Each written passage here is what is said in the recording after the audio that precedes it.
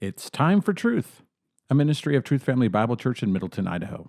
It's time for truth exists to glorify God through the edification of his saints in our local church and for the benefit of the church around the world. I'm your host, Pastor Danny Steinmeier.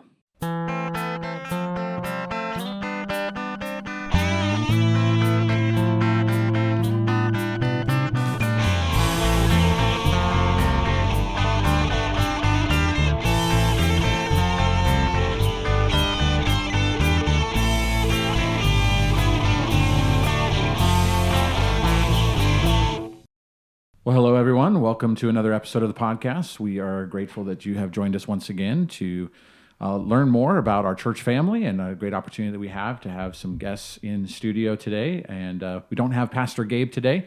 We will be having him on the next one, but looking forward to our conversation today. So wherever you may be and whenever you may be listening to us, we want to thank you for making us part of your day. And today in studio, we have as guests Marco and Ashley Fiorello. And welcome, guys, to the podcast. Thanks. Thank you. Good to be here. It's great to have the couple. And we also have another guest with us, which is the youngest Fiorello, Mr. Dante. And so we are a family integrated church, and so we're going to have a family integrated podcast. So Dante's a little guy. How old is Dante now? He's 5 months. 5 months old. And so he's crawling around on the floor, and you might hear him. And if it's all just the cooing and the joys of being a little boy on the floor, then great. And but Ashley might step out if there's any needs further there. But you're going to hear the joy of family and being together on podcast together. So we welcome Dante into the studio as well. Well, we want to do an interview podcast. We haven't done one for a while. We like these. We've done some in the past where we really think it's valuable to get to know our church family, to also introduce our church family to those who are not necessarily part of our church.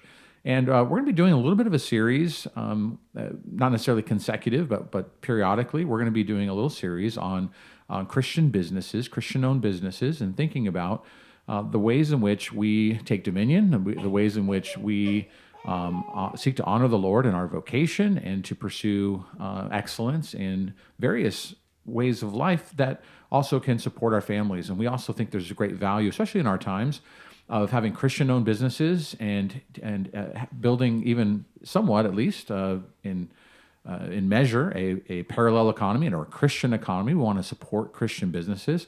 Look, we don't like all of the wokeness and all of the craziness of our world. We are recording this in Pride Month, which is ridiculous, and we don't want our money and our support to go to those businesses if we can help it. You can't always help it, or you don't always know who's doing what and supporting what.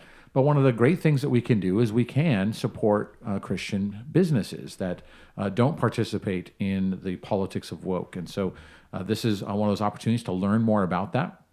I think this is a great business that they have developed, and so we're going to talk about that a little bit. But first off, we want to get to know them just a little bit and have them give a little bit of their story, a little bit of their testimony of how we got to where we are today. And so first off, I'll just toss it over to you guys. We'll start with Marco. Where did you grow up, and what was your upbringing like? And tell us just a little bit about your background. So I grew up in Morgan Hill, California, which is about an hour south of San Francisco. So anybody who knows the Bay Area, it's Silicon Valley. So a lot of tech, a lot of startups, stuff like that. So I kind of grew up in the busyness of the Bay Area. My grandparents immigrated here. They immigrated first from Europe, so Spain and Italy, down to Venezuela, and then basically my grandpa waited about 18 years to legally immigrate to the U.S., where they had my dad back in 1972, and so my dad was born in the U.S., and then they lived most of their lives in the U.S. in California, and then a few years in Seattle before they moved back down. My parents got married in 95 up in Seattle, then moved down to California to start my dad's machine shop, which is where I do my full-time work. And so I grew up in the Bay Area until 2020. So some of my background, so the first 8 years of my life, I grew up in the Seventh-day Adventist church. And I use that term loosely, but we grew up there. That's where some of my original background as a young kid was, but I don't remember too much of that because in 2008, my parents decided to basically they saw a lot of the theological issues coming out of the Seventh-day Adventist Church, and they disagreed with a lot of the theology, even though they didn't fully understand it. And my mom had grown up in it her entire life, and so it was a really difficult move. It was hard for my mom's parents, but they decided to make the move to a non-denom evangelical, Baptist-ish church, which is where I was for I want to say, I think about 10 years. We were at that church before we ended up moving. And that church, West Hills Community Church in Morgan Hill, is where I got baptized. And then 2019, I believe, we made the move to Trinity Bible Church in Morgan Hill, which is where my father-in-law preached and continues to preach to this day. So that's kind of my upbringing. My parents would now say that they probably didn't come to know the Lord until the last couple of years. But I grew up in a very culturally Christian home. And so I was in church, in Awana and VBS, all the stuff. But I came to know the Lord in 2015. And then over time, my parents started to develop and understand more about their own faith, and eventually came to know the Lord. And my mom actually got baptized, I think 2 years ago. 1 year ago, 2 years ago. Last year. Yeah. So more recently. So yeah, that was kind of my upbringing, and I was raised with my dad owning his own business for that entire time. So we just hit 30 years at that machine shop, and we have it up here in Nampa now, which we can talk about more later. But yeah, I was raised in that. Did work throughout middle school and high school there. And now I work there full time. But I got to see kind of the ups and downs of my dad's business and all the difficulties he went through, from when it was really prosperous to when we were second mortgaging and near bankruptcy and stuff like that. So kind of got to see a little bit of everything. Gotcha. Well, very good. And then so Ashley, tell us a little bit about your background and kind of beginning story of your guys' life together. Yeah. So, I mean, as Marco said, his father-in-law is a pastor. Yeah, that would make it my dad. I grew up in a Christian home. So my dad actually came from, both my parents, they came from the Catholic Church, and they were very interested in just, learning about the Bible and what the Bible teaches, and soon got themselves into trouble with the Catholic Church because they realized that, it's more about Catholic doctrine and works, and less about what the Bible teaches. So anyway, they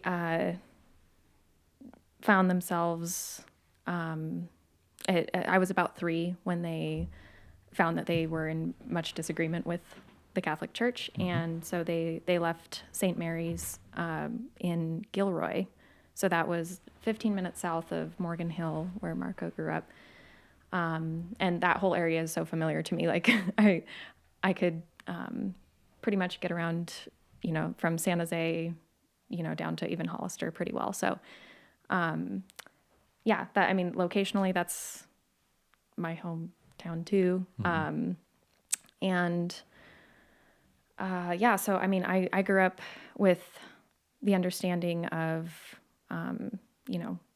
sin, that I'm guilty, deserving of hell, and that the only hope that we have is through Jesus. And so I grew up in all the things, right? We did Awana, we did VBS, and it was, being homeschooled too, like that we shared a lot of classes together, and we even did a public speaking, what would you call it, Marco? Like we did Institute for Cultural Communicators. So it was basically teaching kids age from 6 all the way up through high school, how to communicate clearly, how to give speeches, tell stories. For a time there was debate, so a little bit of everything.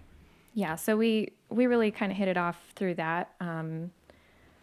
we were in each other's circles of friends and just, yeah, I mean, he clearly liked me since we were, I think, like 10. And 11. 11? If we're being technical. 2011. I think it was 2009 that you said. June 2011 at VBS. I remember it okay. vividly. Okay. Yeah, I think you're right. Anyway, so yes, he kind of had a crush on me from the beginning.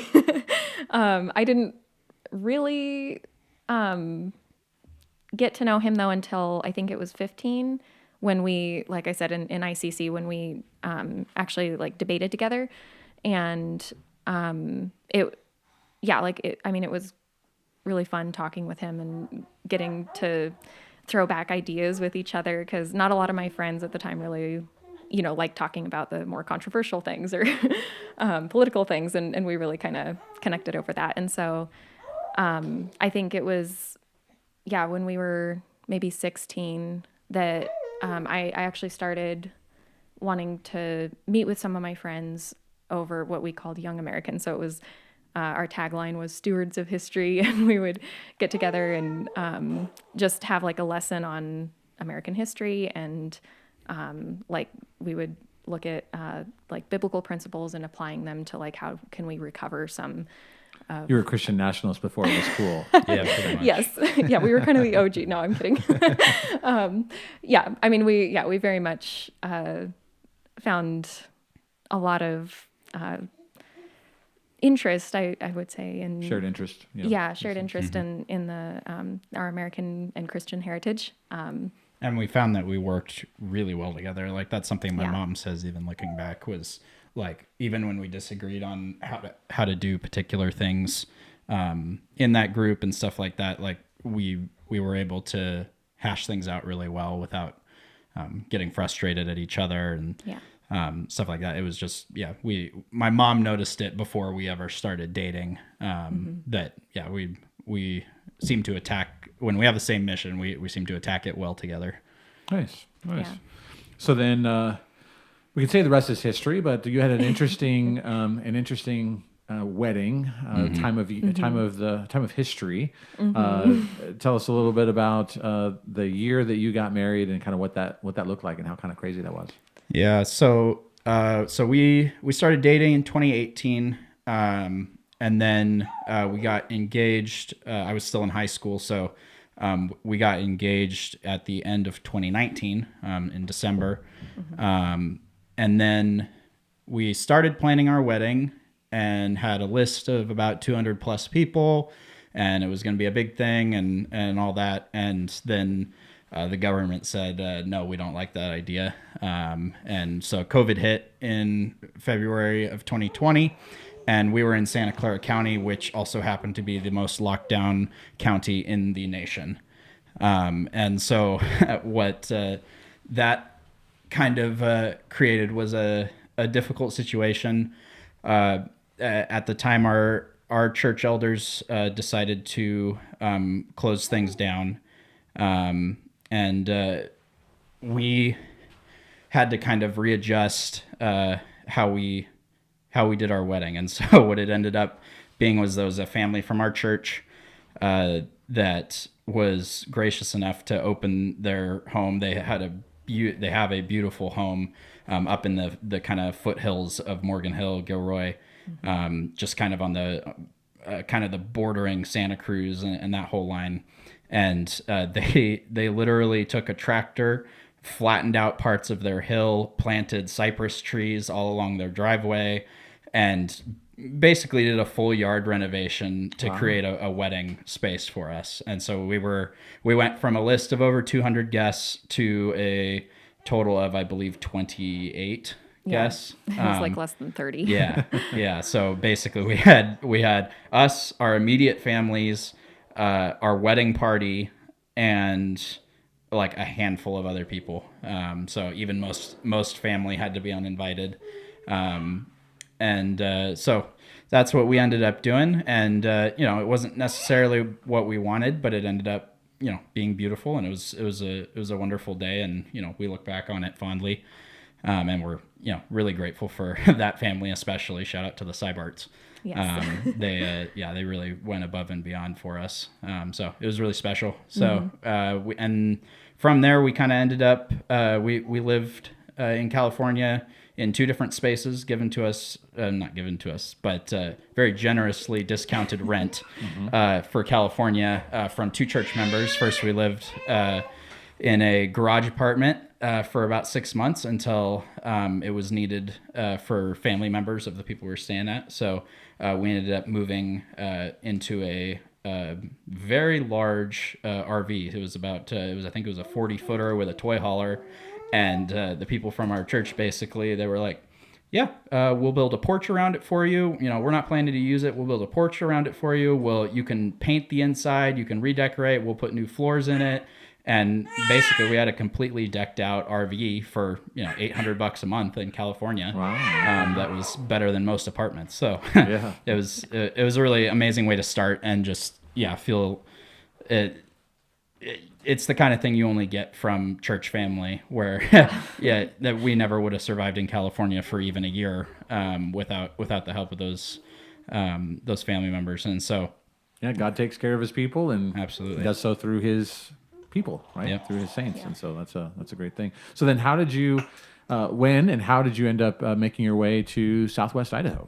So my dad's parents have lived up in the Boise area for about a little over a decade, and back in 2020 in July, so about a month after we got married, my parents had us over for dinner and then told me and my well, actually no, they didn't even tell my siblings were away on the East Coast, and it was on the 4th of July. So it was a very depressing 4th of July. Yeah, because basically my parents said, okay, COVID's been awesome in San Jose, and business has been really good because whenever Democrats are in charge, machine shops get to make lots of guns, and so we were doing good. And from there, my parents basically decided it's now or never. My dad made the call. He told me, he's like, if we're not out of the area in 5 years, we're gonna have to sell or close the shop. And he was right, because we're 5 years later now, and a lot of the shops we know down there have either downsized or closed, and they were 2 or 3 times the size of ours. Oh, wow. So my dad rightly predicted that one, and so they told us we were going to move, and then they had to call my siblings, and it was that was a little rough for them because they were actually, speaking of ICC, they were at a conference or tournament or something for that, speech and debate. And so we kind of had inside knowledge for, I think it was a couple weeks. And in that time, before your siblings even found out, like, we started thinking, and I was already, looking on, I think it was Zillow, trying to find what's it places. like? And Trying to get like the ballpark of pricing up here. And Sure. So from there, basically my parents moved up. And that was a very quick process. They basically remodeled the kitchen and sold the house and moved straight up to Idaho. And my dad commuted down for a year, basically 2 days a week. He would come down, do some work, go back up, while organizing this whole move. So in 21, we put a down payment on a house, on a townhouse here in Nampa, Idaho, just west of Boise. And, we did that before we even moved up here. It was still dirt. They hadn't even built it yet. And basically in 21 in July, we started the move, and then August was when we officially put everything in the trailer, said goodbye, did our goodbye party, and headed up. And at that point, Santa Clara County was still locked down for the most part. Wow. And it had loosened up some, but compared to the rest of the country, it was still masks and vax cards and the whole nine. So unfortunately, it was not terribly difficult to leave, other than family and some close friends, but it definitely made it a little bit easier knowing where we were coming to. Mm-hmm. But yeah, we made that move in August, moved in with my parents for about 3-4 months, which went incredibly. It was a really actually wonderful time. Ash was pregnant with our first, Max, and So that kind of last 2 months, so she had him while we were still living with my parents, or last, I guess, 3 months, August, September. Yeah, I was in my, October, I had so. just reached my third trimester when Yeah. we left. And so the whole, the rest of the 3 months I had, it was with his family. And so I had, the help with the meals, and like, I just kind of got to rest a little bit more, get to know the area. And so, yeah, it was good. Well, it was really fun when you guys showed up at church that first week and learned that your dad is Manny Pereira, and that connection that we have together, because Pastor Manny and I went to seminary together at the Master's Seminary, and we also had him up a couple years ago now. Time flies. To do our conference and our creation conference, and that was a wonderful time. Everybody has fond memories of that and enjoyed our time with the Pereiras as they've been up here, and my kids made quick friends with your siblings, your younger siblings, and so just a neat connection, and grateful for you guys finding us and us being able to be together and have that connection with your dad, and it's been really great. So Absolutely. I've loved having you guys and getting to know you guys. So you guys are still, young with your family. You guys, how old are you? And then how many children do you have? And as we project out, how many this will end up with? Well, if the Wiley's prediction comes true, we'll have 10 to 12 kids. But I'm 24. We'll be 25 in July, and she is the same because I'm she's 2 days older. 2 days older than me. So Right. exactly. Robbing the cradle there. Yeah, and then we've got our first one is 3.5. Our second one just turned 2 in May, and Dante is 5 months. Oh, very good. Very good. And wonderful to have young people in our church, young families getting started, young marriage, starting your family, and moving forward in life. And you are ahead of the game in a lot of different ways. And so proud of you guys, and happy to have you as a part of our church. You guys stand out as an example, but also just the opportunity that you have to grow together as a young married couple, being surrounded by other great families, and to be a part of our church has just been a great privilege and joy to have you guys with us. So you guys have been now here in Idaho. Did you say it was 2021, August? So we're at 4 years. Okay. Yeah. So you've been in Idaho now, and so you've been working with your dad at the machine shop, working in the family business, and that's been good. Tell us now what you guys, you're here because we're talking about your Christian business and your thoughts around that. Maybe you talk a little bit. Maybe Ashley, you might be the one to start with. I'm guessing. Sure, yeah. When it comes to the business that you started, what was your thinking? What was the motivation? How did you begin this process of starting your own business? Well, I will give the credit to Marco because he comes from a family of entrepreneurs, and I like making things and just being a homemaker. And so I had when we had Max, I had done cloth diapers because we were young. I wanted to save money, and Diapers are expensive. Yeah, it was a whole rabbit trail though for me because Sure. I started doing that, and then I was like, wait, there's cloth diaper detergent, and you can't just use your normal stuff. Like, what's wrong with my normal stuff? And then I started to learn, like, oh, they put all the one, it's made with it's liquid, so like the cloth diaper detergent was powder, and I'm like, well, why? So I find that it has synthetics that disrupt like your hormones, and they add fragrances and just a whole list of things that when you Google, it's like, yeah, that leads to cancer and endocrine disruption and all that. So I was like, well, yeah, I don't really want to be washing our clothes in that anymore. So I started doing some research, and everything I was reading was like, don't make your own detergent. It ruins your washer and it ruins your clothes. And so I was just like, okay, I'm just going to, spend extra money and buy this really expensive powdered, cloth diaper detergent.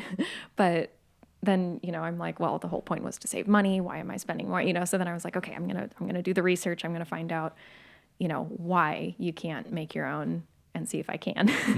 And so I started doing some research and basically found that I could make something a powder, right? If I use 4 basic ingredients.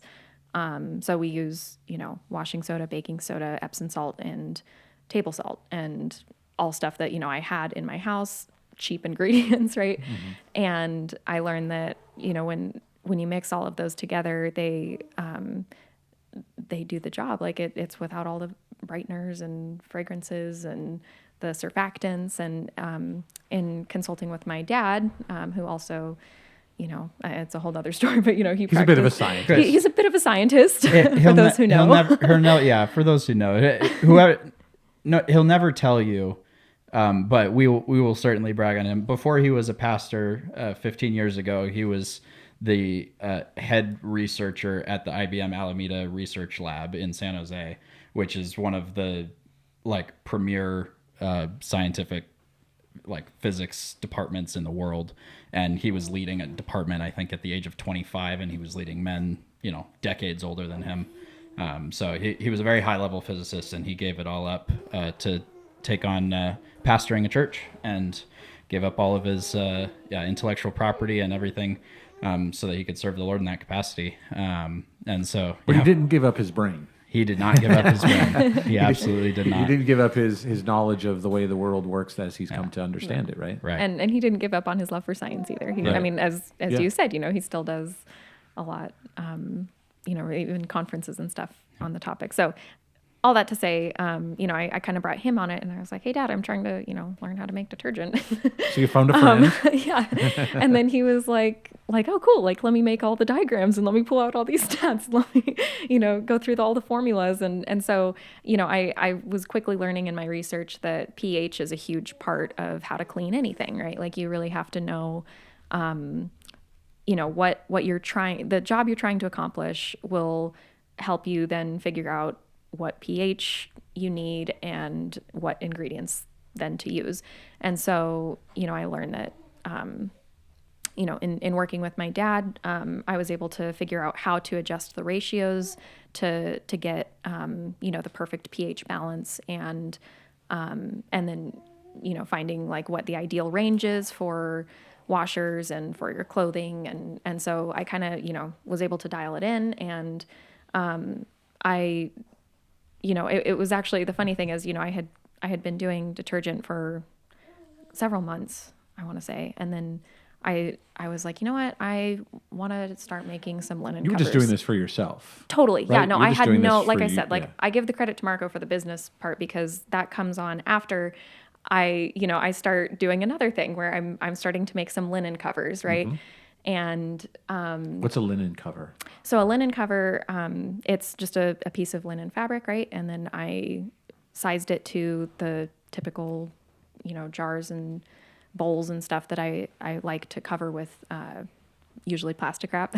And then for fermenting, because I like to do sourdough, and I even tried out kefir, and then I do kombucha as well. So all of those need, proper airflow. And I found that in my research, linen is, the highest quality natural fiber. And so I was like, okay, I'm going to get some linen. I'm going to make these linen covers. So he comes home and he's like, that's really cool. You should sell those. And I was like, But I like them. I use them.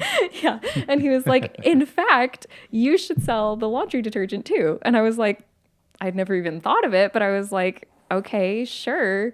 And so from there, he really, like I said, it really was all his idea. And so he just kind of took off with it. And I was like, yeah, I'll support you. But, I am the face, and I'm happy to, I do really enjoy still making the linen covers, because we still sell those. And, but as far as the detergent, yeah, he's kind of, he even played with the ratios more, and we got the most effective. You mean you have a new and improved? A little bit. Yeah, it was, Early on, yeah. it was before we actually started our business, though. Yeah. I think before we had our first sale. But you could still advertise as new and improved. Exactly. Yeah. No, we started with kind of just gauging interest by Yeah. sending samples out to a lot of the ladies in our church on the detergent.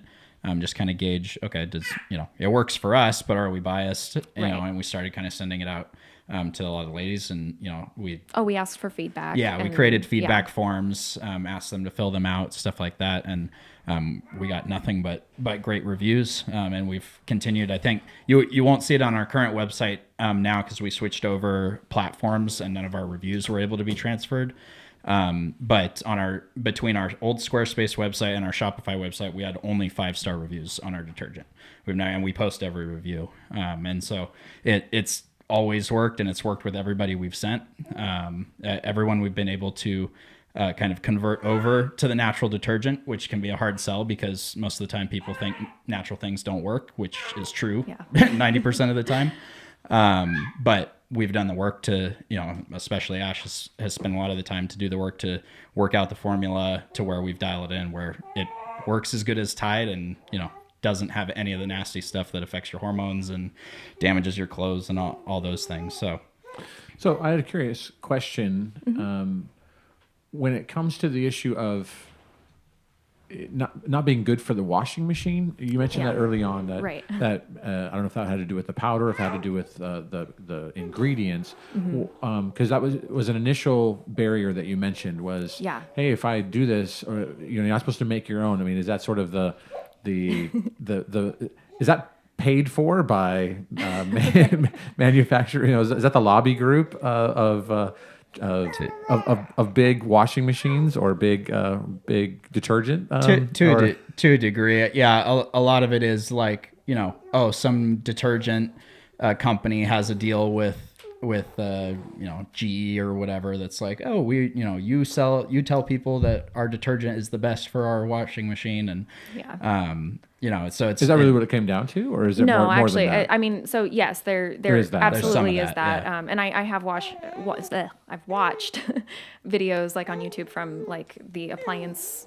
mechanic guys, right, and like talking about detergents and stuff, and so they fully admit that yes, like, Whirlpool has a deal with Tide and blah blah blah, right? I'm not, don't quote me on that, but the big brands do get together on that concept.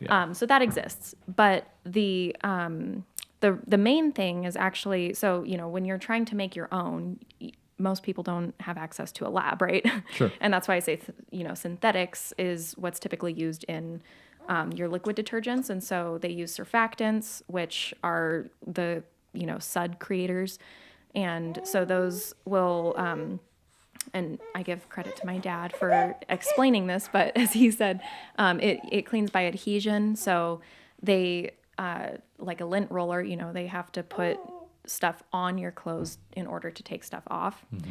And that inherently leaves residue.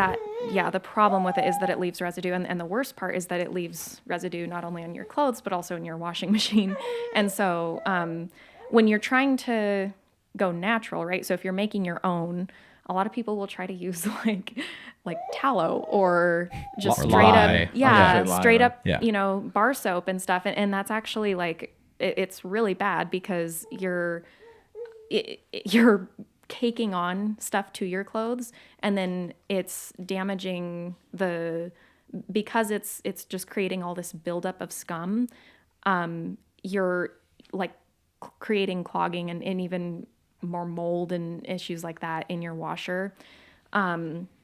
So there is a legitimate caution. There is a legitimate caution, yes. Making your own laundry detergent. And there's a lot of recipes out there that like I found, and like they're foolish. They're like, and people will do like just do Castile soap or just grate a bar of soap, and it's like that really will ruin your clothing. And washing machine. Right. The key principle with natural, anything really, but when we're talking natural detergent and kind of what we've been working on is you have to know what the ingredient is, how it functions on its own, and then how it functions and how it interacts with the water and with the other ingredients in whatever your recipe is. So if you put lye or animal fat or whatever in your soap, it's going to negatively affect your clothes. And so you have to actually figure out the right ratios and what is essential and what is not, and what each ingredient does. So like we know that like baking soda, for example, is a brightener. So we know that's going to brighten your clothes, and it's going to,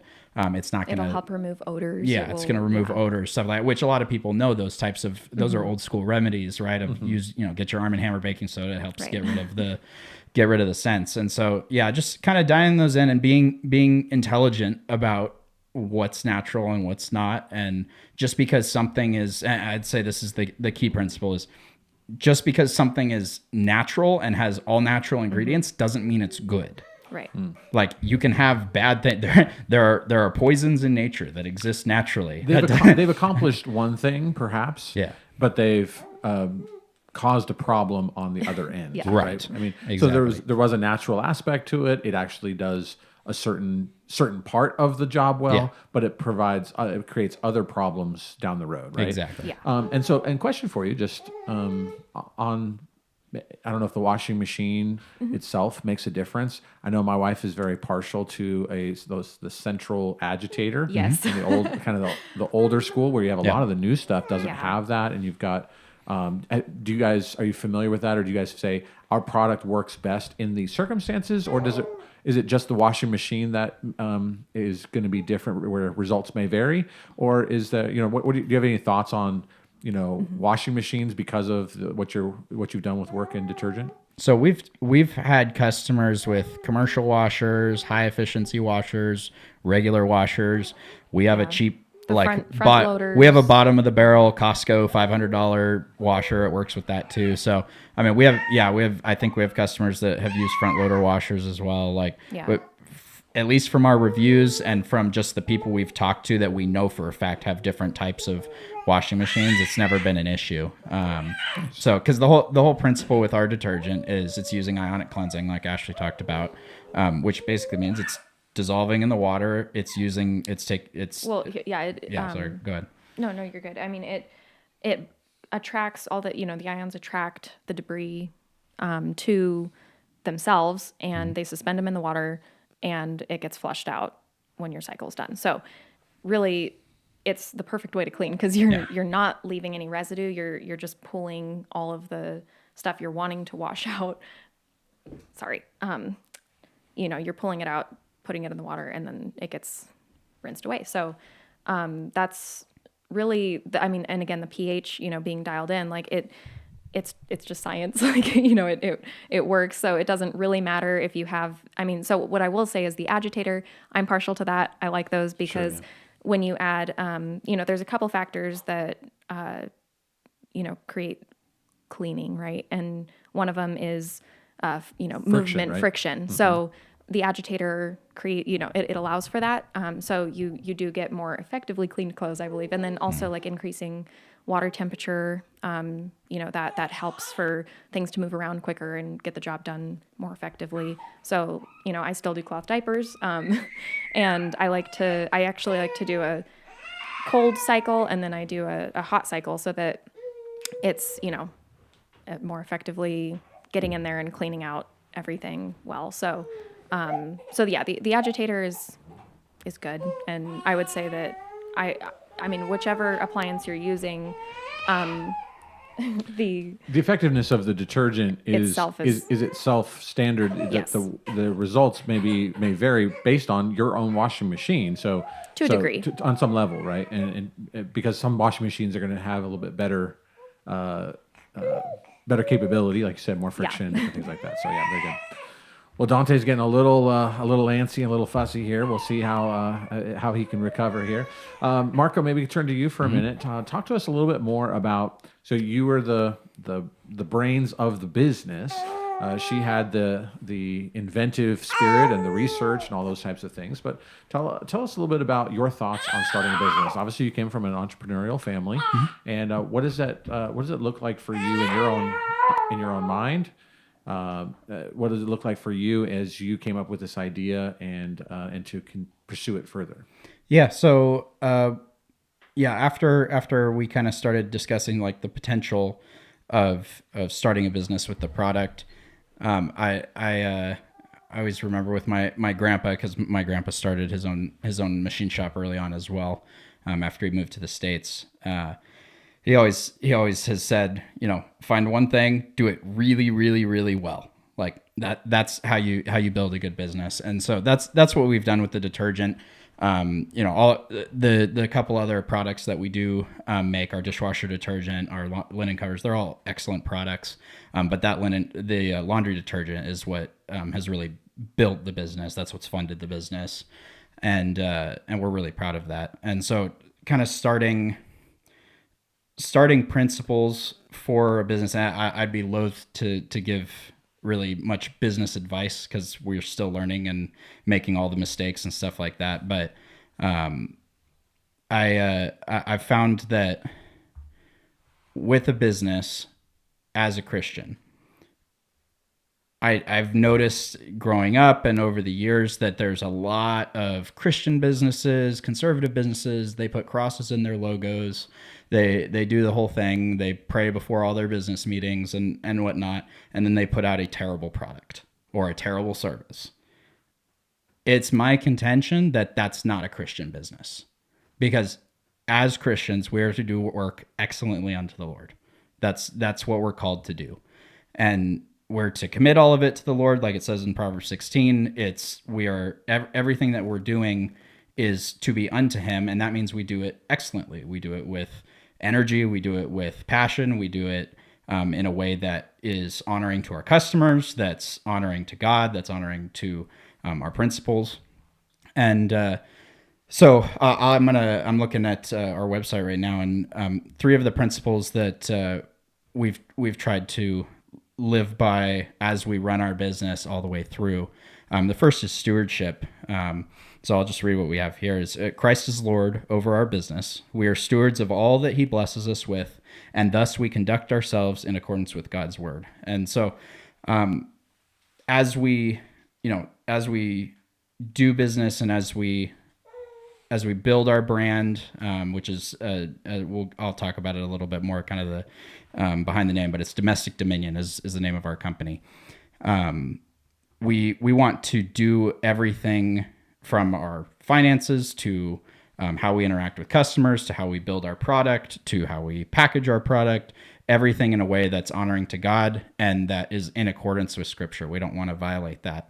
And so with that as kind of our overarching principle, our next one is quality. So poor quality is reflective of a poor worldview. We seek to do all of our work with excellence so that our customers may be served well by our products. So when we put out if you're we have a lot of tradesmen in our church. If they build a house or put in an HVAC system or build an electrical thing that fails, that reflects on Christians. That reflects on the church, and really it's a testament to the fact that you don't take seriously taking dominion over your area of work. You don't take seriously caring for the people that you're working for, because that is part of a evangelism of sorts to the world and a ministry to the people that are in the church. Is when I build a house, I want to know that it's not going to fall down on the people that live there. Right. And so we want to do all of our work with quality, and we want it to be well done, and we don't want to put out products that are even half done. We had a lot of people asking for dishwasher detergent for a long time, and we did not put it out because it was not ready. It took us a long time to develop it. It took us a lot longer to develop it than the laundry detergent because there are different challenges with washing dishes compared to washing laundry. Some people throw their dishes in caked in food, and some people wash them like me completely, and then they wash them again in the dishwasher. So, our final principle and just a really critical one that I think we don't see a lot in business today is integrity. So we always tell the truth, and we communicate clearly with our customers to the best of our ability.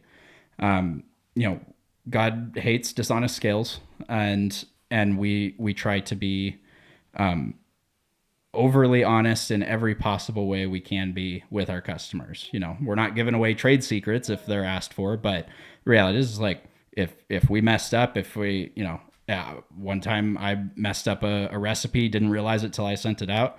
I told the one customer I sent out that batch of detergent, I was like, hey, sorry, I messed this up. Like, I realized my ratio was off. Let me replace that for you. So we always want to be very clear in our business dealings, very open and honest with how we conduct ourselves. And so those have kind of been the overarching principles: stewardship, quality, and integrity, on how we've tried to build this business over the last year. And I try to do that in all my business endeavors, whether it's at my main job at the shop or, working with customers at the cafe I work for as well. So just all those areas. Oh, that's very good. Tell us a little bit more about the name. I do very much like the name.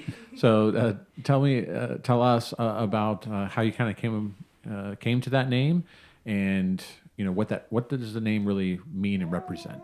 Yeah, so the the one piece of business advice I'll give is naming the business is a really, really, really difficult part of the business of actually the early building part of it.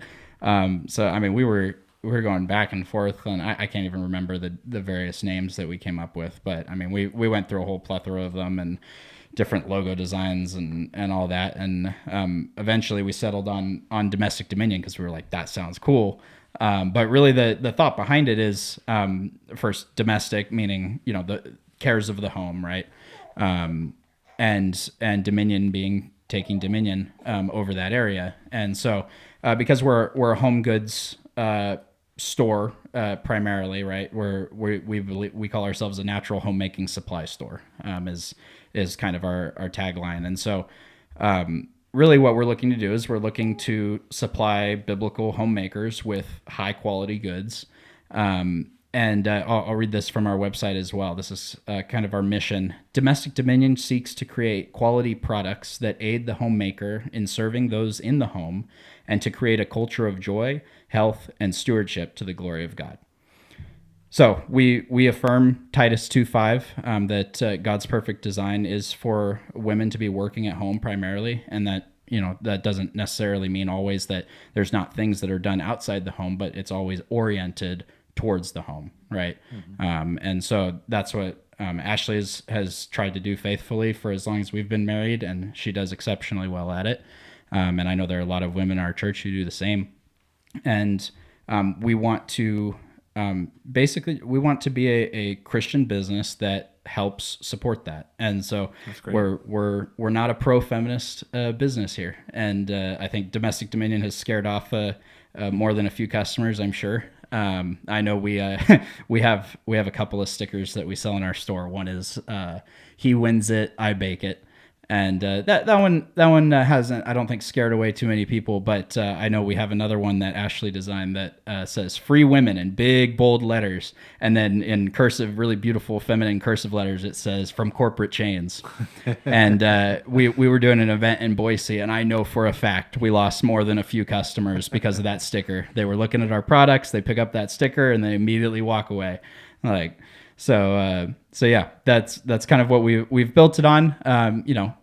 We'll sell to anybody. We'll take your money, but primarily we want to serve women who seek to serve the Lord in that capacity. Well, it is a Christian business, but it is for the world at large, right? So it is for Christians and non-Christians alike. It'll clean non-Christian clothes as Amen. good as Christian clothes, but your intention and your aim is to be overt, out front, clear about your mission and who you are and what you're doing it for. I mean, I like the way you're saying that. Like, hey, we believe in this, so we're going to actually participate in supporting those who are aiming to build up and recover the glory of Christian motherhood and the Christian home. Every business has to have a target market, and that's ours. Yeah, no, that's very good. And so, yeah, you are going to. Some people are going to perhaps take offense at that, but they will have less clean clothes than some others. So they'll have the residue. And yeah, so and their washing machine will have problems, whatever. But I think that's really great, and so that's an aspect. And another reason, of course, we wanted to have you on is to talk about that and to highlight this, especially for our Christian audience. We want you to recognize as our listener that there are businesses out there seeking to honor and glorify God while being excellent and providing a valuable resource, a valuable commodity, and something that is meant to support godliness in the home, which is a wife. See, that you mentioned excellence, right? It's not just excellence in business, but it's excellence in all that we do, including our homes, right? Including our raising our children, including the way in which we care for our family and cook our meals and wash our clothes and mow our lawns and all those types of things. We want to do those things in ways that bring glory to God and communicate to the world that we are followers of Christ. That we live under His lordship. So I think that's fantastic. Tell me a little bit more about the dishwasher detergent, because I don't think I even really knew. Maybe I probably heard, but I don't know that I knew about the dishwashing detergent. Can you tell us a little bit more about that? Yeah, so the dishwashing detergent, the only difference, Ash might be able to speak to it a little bit more, but really the only critical difference is instead of Epsom salt, we use citric acid. And the ratios are obviously very different, but the ingredients are the same other than swapping Epsom salt for citric acid. And the idea with that is to cut fat. So that's the real challenge with dishwasher detergent. Like I said, is everybody washes their dishes differently, so you have to find kind of a happy medium. But there's a happy medium between cutting the fat and having like shiny, nice dishes without lots of water spots. The pH is different. Yeah. Your target pH for cleanliness of dishes is completely different than for clothes. So you want to achieve that with slightly different ingredients and ratios even.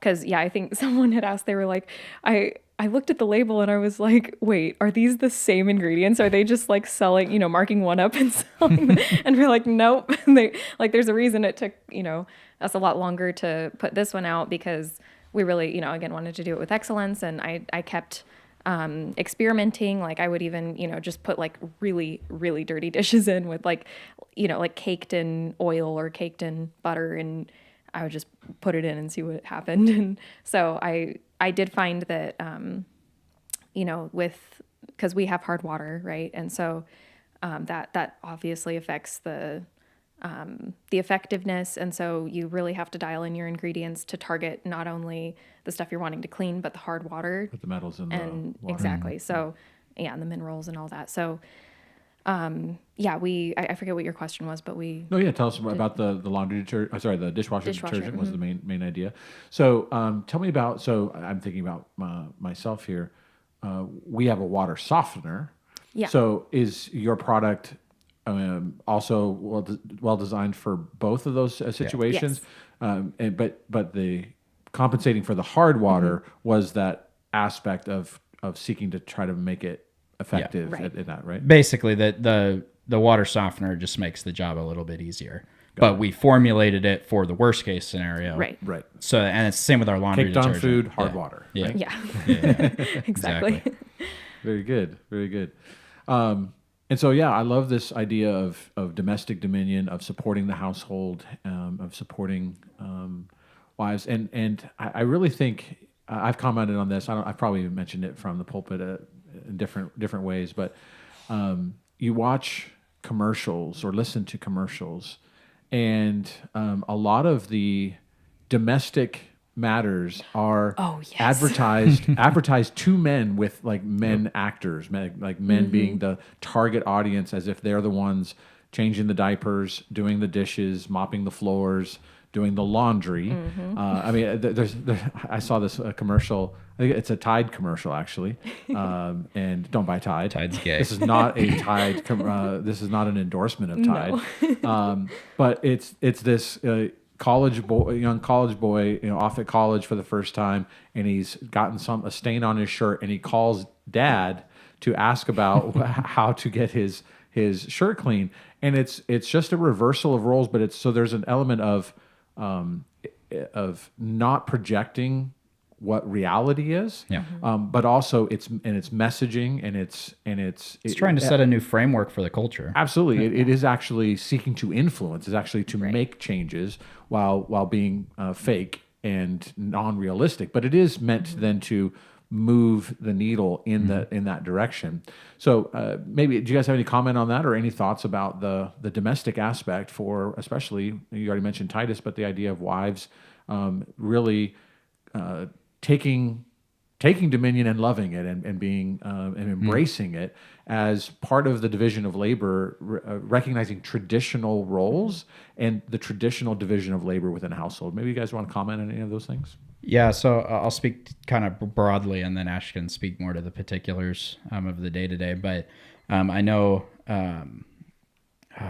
forgetting her name now, but Doug Wilson's daughter, eldest daughter. Rebecca Merkel. Yeah, Rebecca Merkel talked pretty extensively about the idea that, like the 1950s housewife, I think this was Even Exile, her book and documentary. She talked about the idea that the 1950s housewife is this idealized, trad wife thing that's kind of been put on social media and stuff like that. And in reality, that's the sitting around and having just dinner parties all the time and doing that whole thing. One, it's not entirely true. And the other thing is, the people that did do that, it crushed them. And that's part of what led to women really pushing into the workforce in the 60s, and a lot of the equality movements and stuff like that, is that women didn't have purpose. That they were sitting around. Well, she kind of, I have a huge thing about, the 1800s, lots of stuff happened that was the 1800s negative is for our amazing. country. 1840s was wild, man. Absolutely. Yeah. Darwinism, you have charismatic stuff, you've got the cults, you have all kinds of stuff, feminism. Yeah. And a lot with the Industrial Revolution too. I think that really did negatively impact a lot of just, traditional biblical roles. And it took work out of the home for everyone, including husbands. Yeah. And it took the joy out. That's the biggest thing, is I think that, it just made everything more utilitarian and efficiency, right? Even Ford, right? Like he was a great, there was great capitalism and stuff like that. But I think that there was already a little bit of a loss of the joy that we are to have as Christians and in our work, right? In Ecclesiastes, like that's,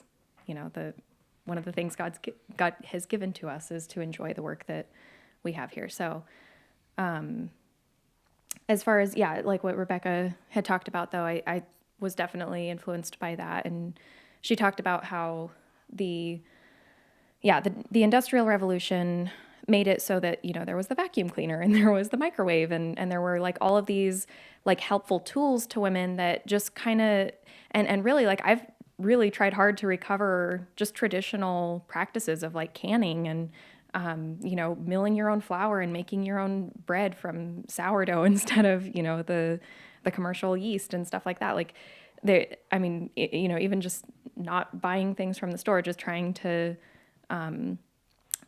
bring your resources home and make things like traditionally, right? And that's a huge thing that had been lost and largely in the 50s, 60s because of just certain inventions. So she kind of points that out. And so my takeaway was that there was a lot of bad stuff that happened in the 1800s in feminism, with I'm forgetting the names of the, like, I think there's Mary, what was her name? Wollstonecraft, yeah. Mary Shelley, and there's so many other dark influences from the early 1800s that really pushed the women's movement in the early 1900s to what it became and what it is now. But broad point being is like there needs to be a recapturing, and especially for young couples and young Christian women in particular. What we're talking about is a recovery of being an excellent homemaker, and loving your people. Like really, it should be out of a desire to love and steward what God has given you. So, I love all of my people, and I really spend pretty much my whole time trying to give them the best. And it's usually expending myself a lot, but then. But when are you going to find yourself? When are you going to live for you? The funny thing is, I mean, it really is kind of summed up in my sticker, right? The free women from corporate chains. Like, you don't realize you're really shackled, and you're depressed, and you have to supplement, and you lie to yourself that like, oh, she's the one that's trapped at home, when really like I mean, and so many other women too. Like, I love talking to the ladies at our church, because I'm like, I don't have a garden yet, and so many other ladies do, and I don't have any animals, but a lot of other people do, and so I love just talking to people about how they're taking dominion, and it's there are so many different avenues and so many different things God gives us to work with, and so I really plug into what I can get my hands on, and I love it. Like, there's no end to it. Like, there's so many things that I can find joy in and bless others with. In my home. If you're bored and have nothing to do as a housewife, you're doing it wrong. You're doing it wrong. You're not very good at what you do, and you should do better. Means you have lots of opportunity. Yeah. There's room for growth. Talk to people who smile and yeah. And I think the positive side of like a lot of the social media trad wife stuff and whatnot, even though a lot of it was weird and a lot of it went too far or whatnot, or just kind of it just did weird stuff with it. The good thing is that I think there's a lot of people in our generation, Gen Z and Gen Alpha, that are recovering things on their own that past generations have completely nuked. So the Gen X and the baby boomers, I think, like, for what good things, every generation is going to have good aspects and bad aspects. Those generations truly nuked a lot of the family structure, the taking dominion in the home for women and even for men, completely pulling men out of the home and away from it instead of building family businesses, building things that you can pass on to your kids. I mean, there's a reason there's an epidemic of businesses now from boomers and Gen Xers that they're trying to sell businesses because their kids don't want it. Their kids don't want in on it. And it doesn't mean you have to force your kid into your industry or whatever. There's certainly, God gives different gifts, but how great would it be if, we can pass these on to our kids, right? No, that's great, and I love hearing you guys talk about these things. The recovery of a sense of dominion taking in the first place. Yeah. Then you have the period. recovery of the Christian home and biblical masculinity and femininity and gender roles as God designed for His glory, but also for our flourishing. And so for the I was thinking about this in a different context. I was thinking about the upcoming conference that I'll be speaking at in September, and on music and stuff. And some of those things are, some of these things we need to think about. We need to train our loves. We need to train our joys. So for you, Ashley, like you are choosing to love and to take joy in your people and in your station and what God has placed before you, and instead of thinking about all the ways that other people see as fulfilling and satisfying, you're seeing an opportunity to just be happy and enjoy the freedom that you've been given and the opportunity to be excellent in an area that is a place where you are preparing to send out arrows into the world for the glory of God and for the building of His kingdom. Yeah. And that is I loved how the Moscow guys have talked about it. You get to raise eternal souls and spend time with eternal souls, shaping them and loving them in your home. That beats a cubicle and a corporate job any day. Oh, absolutely. Right. And I love that. I love that idea of recovering those things. And I will have you know that Dante is very happy sitting with Pastor Danny right now. He was a little antsy, and I took him from Ashley. And okay, now he's gonna let me know that I'm not so hot after all. But Dante is not so upset to be this close to the scary Pastor Danny. So appreciate that, Dante. Thank you, buddy. As we begin to wrap things up, I wanted to. We were together at a conference recently. Safety Third, Recovering the American Will to Greatness. I think that's what it's called. And you guys were a sponsor with your business. Yep. Tell us about the experience there, and then also maybe just share a little bit about, some of the sessions, some of the topics, and what are some things that resonated with you in this area of Christian businesses, Christian nation, Christian nationalism. what are some of the things that maybe some of your takeaways and thoughts about your experience there? And yeah, just tell us a little bit more about your experience at the conference that we were at together. Yeah, so we decided to sponsor the conference, which basically entailed paying New Christian to press a fee, and they put our logo on everything, and we get to actually have a booth there. And so they had an entire, outside of the General Assembly area, they had a pretty large hall where all the sponsors were. I think there were over 30 sponsors there, different Christian businesses, from finance to protein powder and everything in between. And so we got to set up our table there, and we just literally spent 3 days talking to people, handing out I think near 200 detergent samples, which people were surprisingly excited about. Laundry detergent's not the most exciting topic, but when you offer it to people for free, it seems they become more interested. So that was cool, and we just got to get better at talking with people. But one of the big standouts for us at the conference was, and I think we talked about this offline as well, is there was a real sense of true Christian joy at the whole conference. Oh, yeah. Like you could feel the energy in the room of people were happy to be there. People were happy to worship together. People were happy to learn together. People were happy to support businesses and good Christian businesses that are doing good work and learning about different people. Everybody I talked to was interested in about us, and not just our business, but actually learning about us. Where are we from? What church do we go to? What's our background? They got it pretty quick. Yeah. Right. Like they understood what you were doing. They understood what your concepts were of domestic dominion. Yeah. Yeah. So, I mean, that truly was, from a business standpoint, that's our target audience.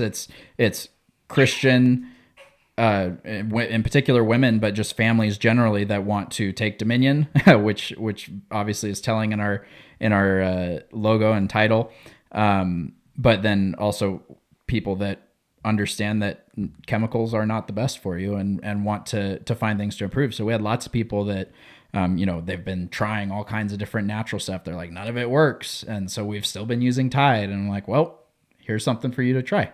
And so I got to hand out all those samples, hand out lots of coupon cards. We got special discounts for the conference, all of that. And so, it's just been it was a really cool experience. And as far as the sessions go, we honestly didn't get to listen to too many of the sessions because we got the opening and closing. Yeah, got the opening, closing. I got to very listen to Stephen Wolf's Gift of Home, and we were actually just listening to it together recently. But Stephen Wolf's talk on the gift of home, home as a gift, was probably the most impactful. As I've talked to people in our group as well, I think that kind of came up as probably one of our probably the favorite talk of all of them. Yeah. Yeah, and I think it's because he encapsulated something that's very difficult to quantify and to define, because it's a very subjective thing. It's like, what is home, and what is a home? Is it just pieces of wood and sheetrock and a roof and a kitchen, and you live there for a few years and then move? Or is there something more there? And I think he really encapsulated the fact, and this is what we're trying to capture as a vision with our business, is people taking action within the home is what builds an actual home. That's what builds the memories. It creates stories, and that's why, where you grew up is always going to be more home than wherever you move to, in some sense, right? And it can take, decades for that to even start to shift. And really, it shifts with your kids, is kind of the point he made, is for us, our kids, they all live in Idaho. They'll never know, the homeless encampments of California, Lord willing. Other than as tourists. Yes, exactly. Other than as tourists when we go to visit grandma and grandpa. So, we've just been, we're blessed that, even though we're not, we're outsiders to Idaho in a sense. And, some people are less happy that we're here than others. You got anchor babies. You're citizens. We got anchor babies now, so we're good. But yeah, we're thankful that our boys get to grow up here, and we have no plans to leave. We intend to set down roots here. My entire family's here now. And yeah, we're in it for the long haul. So we want to build and, grow our community here and keep serving in the church. And we're really grateful for it. Well, yeah, we're excited for that, and have you as one of our newer deacons, and great to have you as part of our team. Ashley, any thoughts from you on that, as well as any other inspirations? Right, you mentioned Rebecca Merkel, but any other things that you recommend, even resources or anything that has been helpful for you in this process for you? As a homemaker, you're saying? Yeah, even Yeah. related to the conference. Yeah, however you. Yeah. I mean, I really did enjoy the first session by Pastor Sauvé. I couldn't really give you a summary of it, but I know there were like several things that stood out to me, and I think the impactful thing with that, and then the closing, what was Pastor Burkholder. yes, He yes. gave the final charge. So I think like putting those together, I just took away a lot of encouragement and hope, and like, just be faithful in, trusting and obeying what God gives us, right? And God wants to bless you. And so, if you're faithful to what he tells you, then and find joy in it, like that's how we fight, right? And it's effective. So anyway, yeah, but like Marco was saying too, like just the energy from the people that were really taking away more, like there was just so much joy, and I loved getting to meet all the people that came to our booth. This wasn't Kamala Harris joy. No, This is real Christian joy. Yes, right? it was like the kind of Truly. joy that just radiates. Like you can, there's just a light. glow. Yeah, Yes. yeah. We had the same idea, right? Yeah. Yeah. So it was encouraging to me to meet people from New York, from, I think it was Texas, South Kansas, Carolina, Texas, Alaska, South Carolina. Like yeah. there were people all over the place, and I was like, wow, like we really do have a community that that extends even beyond the borders of our local home, So that, yeah, it was just really like a highlight for my year, I think, being there. And then as far as resources go in my journey, right, I've really enjoyed Bright Hearth. I just have to say, like that, yeah, that's kind of what got me hooked into the whole Ogden crowd. And then I hear like more So of Bright, for those listening, if you don't already know, Bright Hearth is a podcast. Yes. That you can find. So Bright Hearth, and so that's done by some of the Brian Sauvé and his wife Lexi. And so yeah, go ahead. Yeah. So they've been very influential in both of our thinking too. Yeah, the podcast covers it's technically intended for more for women, Mm-hmm. but there's a lot to glean for men, especially from Pastor Sauvé, Especially as you want to support your wives. Right. Yeah, Right. as you want to support your encourage wives them. in their endeavors and stuff like that. It's well worth listening to, even if you're, a single guy and want to understand, like, okay, how do I need to be looking when I'm looking for a wife? What are kind of some of the things I should be looking for and qualities? But yeah, that podcast was super influential for both of us of kind of encapsulating, even though, we knew some of it and understood some principles. It was like they make it very practical. Very practical applications for how to apply biblical principles in your everyday life, and dealing with all kind of. I mean, I think their third episode was on how to deal with older parents as they're going into their later years, and how to deal with them honorably, and to honor your parents even if they're dealing with dementia or if they need to move in with you, or all these things. And so it's like really practical life applications. Like I remember sending that one to my mom because she's dealing with that with my grandparents right now, and like that was a huge help to her. So really pragmatic stuff that is very grounded in scripture while also being very practical and approachable. Yeah. So I would say that's a great resource. I actually just was telling Marco too about someone who was asking a Joyful Home. It's an app you can get on your phone, but I'm hoping I'm pronouncing this right. But Jamie Balmain, she is very much kind of along the same lines of like, but she does even more practical as far as like the homesteading type stuff. Like she has videos and tutorials, and she has a whole in this app that really her and her husband have created. Like they kind of consolidate different people's tutorials on like how to can, how to make kombucha, how to do all of these. Like I think there's one that's like on donut making and just fun stuff that any girl can use as a resource to to kind of relearn some of those homemaking things.